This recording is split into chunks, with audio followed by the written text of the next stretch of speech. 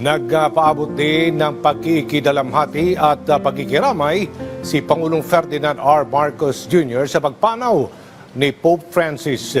Inilarawan ng Pangulo ang Santo Papa bilang isang pinunong may malalim na pananampalataya, pagpapakumbaba at bukas na puso sa lahat, lalo na sa mga mahihirap at mga nakalimutan ng lipunan.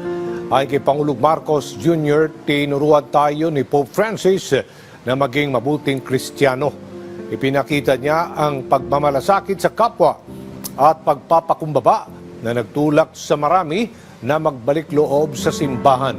Inikahit din ng punong ehekutibong publiko na bigyan ng pugay ang buhay ng Santo Papa na nagbigay ng pag-asa sa mga Kristiyano at nagsilbing inspirasyon sa atin para mahalin ang isa't isa gaya ng pagmamahal ni Kristo sa atin.